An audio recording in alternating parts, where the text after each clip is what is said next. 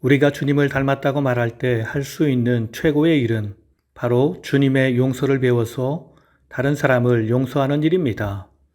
오늘 하루 다른 사람을 주의 사랑과 용서로 품고 그 안에서 주님 주신 행복을 누리는 하루가 되길 기도합니다. 오늘 또 예수님의 공생의 3년차에 있었던 사건을 살펴보겠습니다. 21번째, 두 번째 순환 예고. 마태복음 17장 22에서 23절.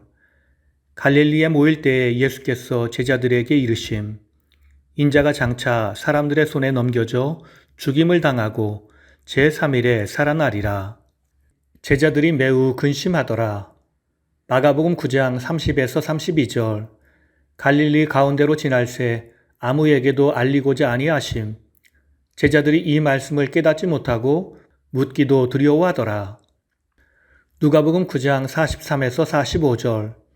그들이 다 그 행하시는 모든 일을 놀랍게 여길세 예수님 너희 귀에 담아두라. 인자가 장차 사람들의 손에 넘겨지리라. 제자들이 이 말씀을 알지 못하니 이는 그들로 깨닫지 못하게 숨긴 바 되었음이라. 그들은 이 말씀을 묻기도 두려워하더라. 22번째 납세 문제에 대해서. 마태복음 17장 24에서 27절. 가버나움에 이르니 반세겔 받는 자들이 베드로에게 말함, 너의 선생은 반세겔을 내지 아니하느냐? 예수님, 세상 임금들이 누구에게 관세와 국세를 받느냐? 자기 아들에게냐 타인에게냐? 베드로, 타인에게니이다. 예수님, 그렇다면 아들들은 세를 면하리라. 바다에 가서 낚시를 던져 먼저 오르는 고기를 가져다가 입을 열면 한 세겔을 얻으리니 나와 너를 위하여 주라 하심. 23번째, 제자들의 천국에서 큰 자 논쟁. 마태복음 18장 1에서 11절, 1에서 4절, 천국에서 큰 자. 그때의 제자들이 예수께 나와 말함, 천국에서 누가 크니이까? 예수께서 한 아이를 불러 그들 가운데 세우시고, 예수님, 너희가 돌이켜 어린 아이들과 같이 되지 아니하면 결단코 천국에 들어가지 못하리라. 이 어린아이와 같이 자기를 낮추는 사람이 천국에서 큰 자니라. 5에서 7절. 나를 영접하는 자와 어린아이를 실족하는 자. 누구든지 내 이름으로 이런 어린아이 하나를 영접하면 곧 나를 영접함이니 나를 믿는 이 작은 자 중 하나를 실족하게 하면 차라리 연자 맷돌이 그 목에 달려서 깊은 바다에 빠뜨려지는 것이 나으니라. 8에서 9절. 죄악을 끊어버리라. 내 손이나 발이 범죄하면 찍어버리라. 내 눈이 범죄하면 빼어내버리라. 장애인으로 천국에 들어가는 것이 온전한 몸으로 영원한 불에 던져지는 것보다 나으니라. 10절. 이 작은 자 중에 하나도 업신여기지 말라. 그들의 천사들이 하늘에서 하늘에 계신 내 아버지의 얼굴을 항상 배옵느니라. 마가복음 9장 33에서 37절, 42에서 48절. 33에서 37절. 가버나움에 이르러 집에 계실 때 예수님이 제자들에게 물으심, 너희가 길에서 서로 토론한 것이 무엇이냐? 그들이 잠잠하니 길에서 서로 누가 크냐 하고 쟁론하였음이라. 예수님, 누구든지 첫째가 되고자 하면 뭇사람의 끝이 되고 뭇사람을 섬기는 자가 되어야 하리라. 어린아이 하나를 데려다가 그들 가운데 세우시고 안으시며 제자들에게 말씀하심, 누구든지 내 이름으로 이런 어린아이 하나를 영접하면 나를 영접함이라. 42에서 48절. 이 작은 자들 중 하나라도 실족하면 연자 맷돌을 메고 죽는 것이 나으리라. 43에서 47절. 내 손과 발이 범죄하면 찍어내버리라. 48절. 거기에서는 구더기도 죽지 않고 불도 꺼지지 아니하느니라. 누가복음 9장 46에서 48절. 46에서 48절. 큰 자 논쟁과 영접함. 마태복음과 같음. 24번째 잃은 양의 비유. 마태복음 18장 12에서 14절. 어떤 사람이 양 100마리가 있는데 그 중 하나를 잃었다면 그 99마리를 산에 두고 가서 길 잃은 양을 찾지 않겠느냐. 찾으면 길을 잃지 아니한 99마리보다 이것을 더 기뻐하리라. 이 작은 자 중에 하나라도 잃는 것은 하늘에 계신 너희 아버지의 뜻이 아니니라. 25번째, 형제가 죄를 범하거든. 마태복음 18장 15에서 20절, 15에서 17절, 형제가 죄를 범하거든. 형제가 죄를 범하거든 1대1로 권면하라.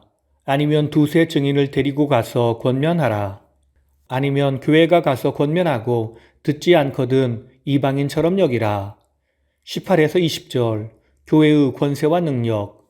너희가 땅에서 매면 하늘에서도 매일 것이요 땅에서 풀면 하늘에서도 풀리리라. 두 사람이 합심하여 무엇이든지 구하면 하늘에 계신 내 아버지께서 그들을 위하여 이루게 하시리라. 두세 사람이 내 이름으로 모인 곳에는 나도 그들 중에 있느니라. 누가복음 17장 3절. 너희는 스스로 조심하라. 만일 내 형제가 죄를 범하거든 경고하고 회개하거든 용서하라. 26번째, 1만 달란트 빚진 자의 비유. 마태복음 18장 21에서 35절, 21에서 22절, 용서의 교훈. 베드로, 주여 형제가 내게 죄를 범하면 몇 번이나 용서하리이까? 7번까지 하리이까? 예수님, 7번뿐 아니라 7번을 70번까지라도 하라. 23에서 35절, 1만 달란트 빚진 자의 비유. 1만 달란트 빚진 자가 있음. 주인, 그 몸과 아내와 자식들과 모든 소유를 다 팔아 갚게 하라. 1만 달란트 빚진 자, 내게 참으소서 다 갚으리이다. 주인이 그 종을 불쌍히 여겨 놓아주며 그 빚을 탕감해 줌. 100데나리온 빚진 동료 한 사람. 그 동료, 나에게 참아주소서 갚으리이다. 허락하지 아니하고 이에 가서 그가 빚을 갚도록 오게 가둠. 이 소식을 주인이 듣고 1만 달란트 빚진 자를 불러 빚을 갚으라 하며 그를 옥졸들에게 넘기니라. 너희가 각각 마음으로부터 형제를 용서하지 아니하면 나의 하늘 아버지께서도 너희에게 이와 같이 하시리라. 27번째, 이혼에 대한 가르침. 마태복음 19장 1에서 12절, 1에서 2절 이야기의 시작. 예수께서 갈릴리를 떠나 요단강 건너 유대 지경에 이르심.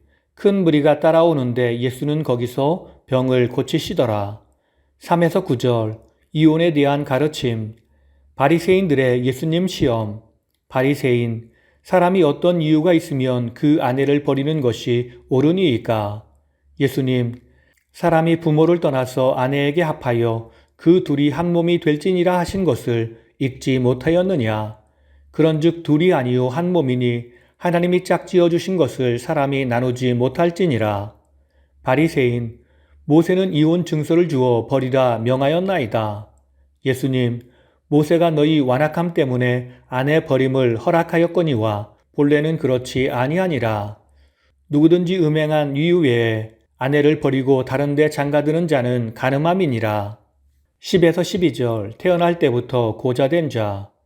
제자들, 장가들지 않는 것이 좋겠나이다. 예수님, 사람마다 이 말을 받지 못하고 오직 타고난 자라야 할지니라. 어머니의 태로부터 된 고자도 있고 사람이 만든 고자도 있고 천국을 위하여 스스로 된 고자도 있느니라. 오늘 말씀을 통해 주시는 교훈은 첫째로 형제를 용서하지 않는 것은 하나님의 은혜를 망각하는 행위입니다. 마태복음 18장 18절을 보면 임금의 은혜를 입은 종이 자기에게 빚진 동료에게 행한 일이 나옵니다. 그는 동료의 목을 잡고는 빚을 갚으라고 독촉했습니다. 그 사람이 자기에게 진 빚은 고작 100데나리온이었습니다. 자기는 임금에게 100데나리온의 60만 배가 되는 돈을 탕감받았습니다. 그런데 고작 60만 분의 1밖에 되지 않는 친구의 빚은 탕감해주지 않고 그를 감옥에 가두려 했던 것입니다. 그 전에는 그 사람의 목을 졸라 죽이려 하기까지 했습니다. 우리가 이렇게 작은 죄를 지은 친구를 용서하지 않으면 우리 주님도 나를 용서해 주지 않으리라 말씀하십니다. 오늘 우리는 어떤 삶을 살아가나요? 주님은 우리를 용서하시기 위해서 십자가에서 돌아가셨습니다. 그 은혜와 그 사랑을 기억한다면 우리는 작은 죄를 지은 우리 동료를 사랑으로 품고 이해할 수 있을 것입니다.